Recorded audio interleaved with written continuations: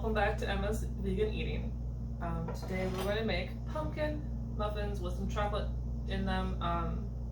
This is the pumpkin that we roasted before, so yay continuity. Pumpkin goes a lot farther than you think it would. You don't need a lot of pumpkin for anything really, because it's just so much.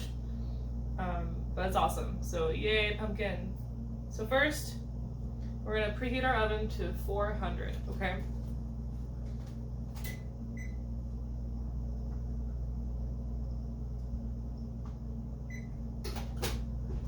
Alright, yeah. So preheat our oven to 400, and then we'll go from there. So we need to add all the dry stuff together, and that includes, but is not limited to, flour. So we need 3 cups of flour.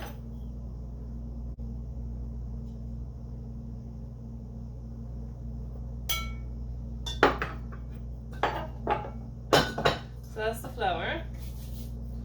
And then it needs 1.5 cups of sugar. You can use white sugar. I just really like brown sugar, and I think that makes it a little more richer with flavor. So this is 1.5 cups.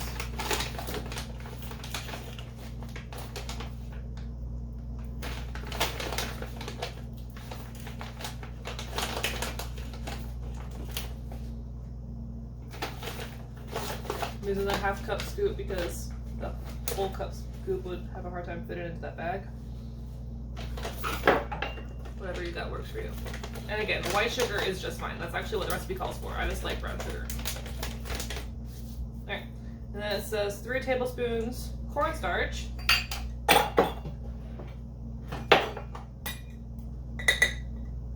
That's gonna help it get all nice and congealy. Real technical term, congealy.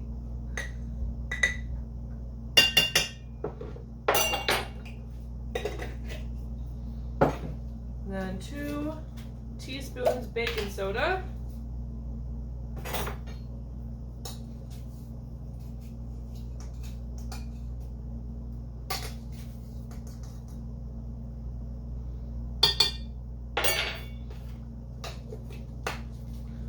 One teaspoon salt.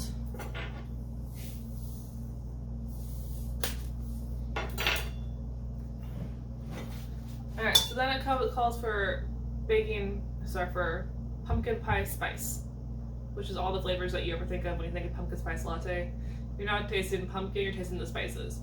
I don't actually have pumpkin spice, but I do have all the stuff that goes into it. So we're going to put in cinnamon,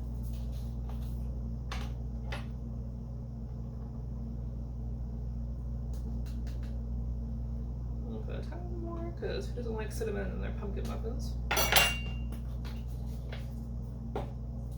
Ginger. Now I'm using brown ginger because I do not feel like grating fresh ginger. That's just a lot of work. You can if you want your fresh ginger, but I'm not fucking around with that. You need nutmeg.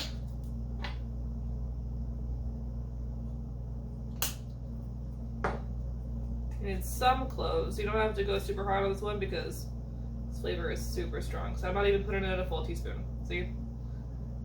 It's a very strong flavor. And then just for funsies, I'm putting in a tiny bit of sage. Again, not a lot. I know I'm using the teaspoon as measuring, but I'm just using it to catch the stuff. There's not very much in here. It's also not required. I just like sage. Alright. And then we are going to mix all of that together.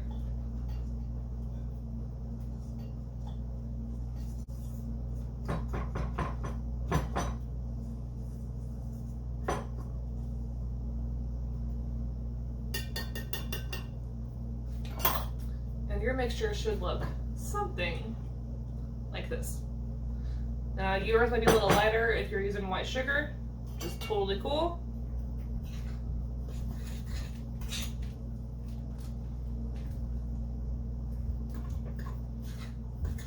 Want to get the clumps of the brown sugar out. That's one of the downsides with brown sugar,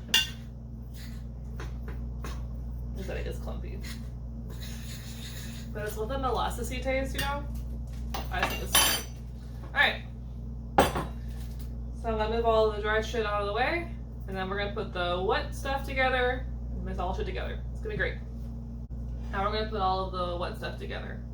So you need 2 cups of pumpkin, which I think would be like 1 can. If you don't roast your own, store-bought's fine. That's something I never thought I would be saying out loud. Anyway, you need 2 cups, so 16 ounces of pumpkin. Again, you don't have to roast your own pumpkin. You can get a can of pumpkin puree. Make sure it's not the kind that has anything added to it, because you're adding your own flavors to this. Okay? Just get plain old pumpkin.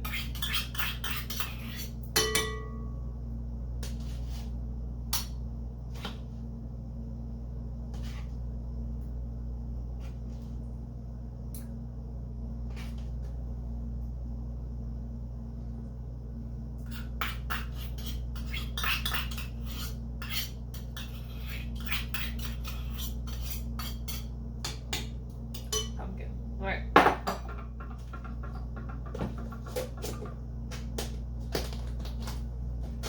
Then you need 2 cups of water,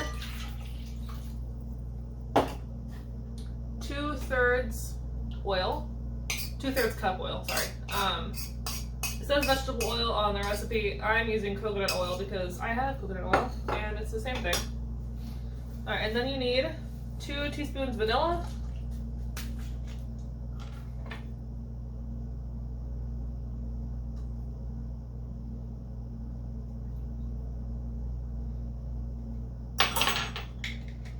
and 2 tablespoons apple cider vinegar.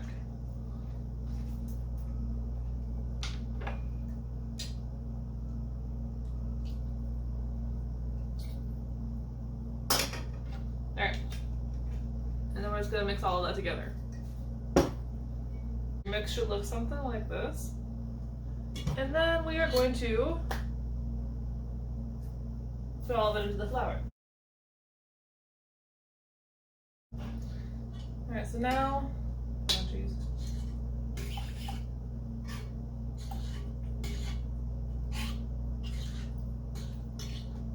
Now we're going to mix all of this together.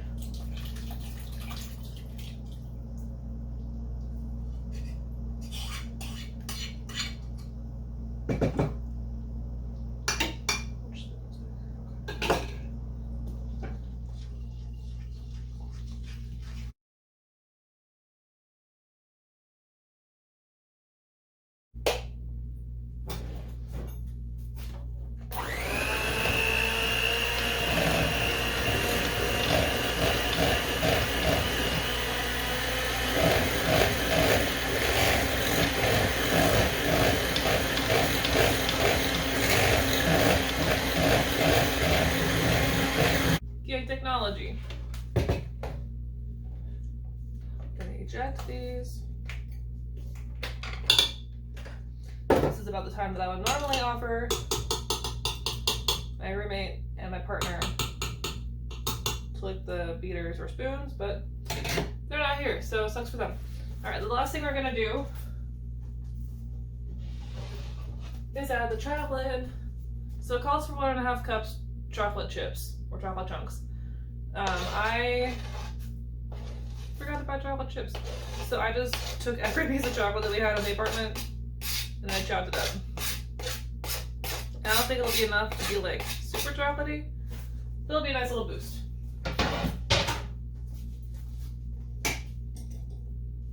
Just kind of fold those in.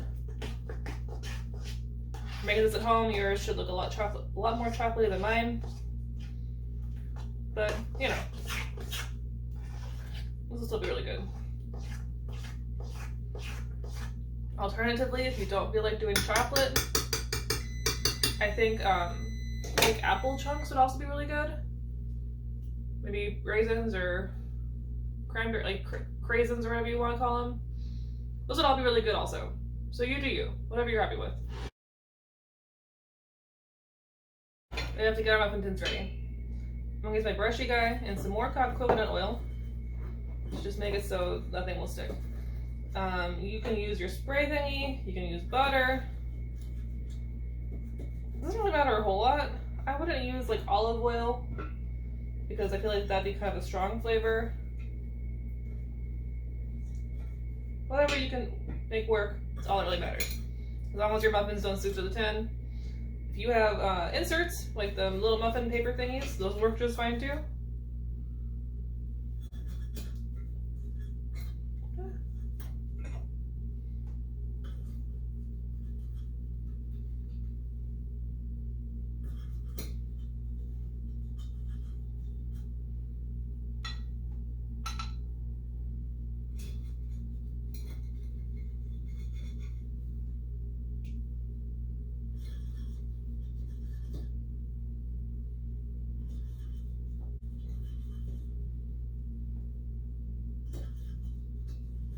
Cool.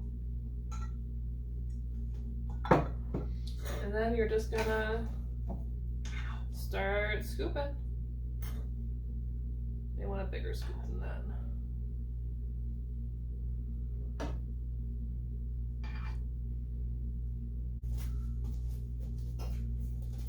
Okay, and this is also not included on the recipe, but I like to do it. So I like to put a tiny bit of cinnamon sugar on top, just to add a little bit of extra something.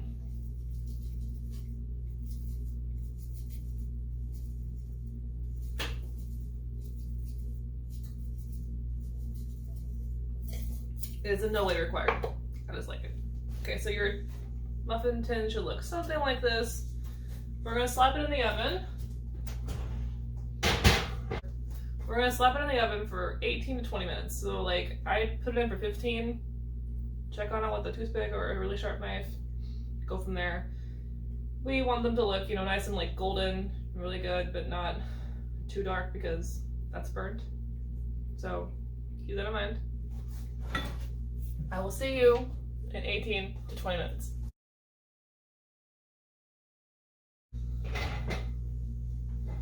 All right. So, timer went off. I may have overcooked these a teensy bit, but they look good. So yeah, these are pumpkin muffins.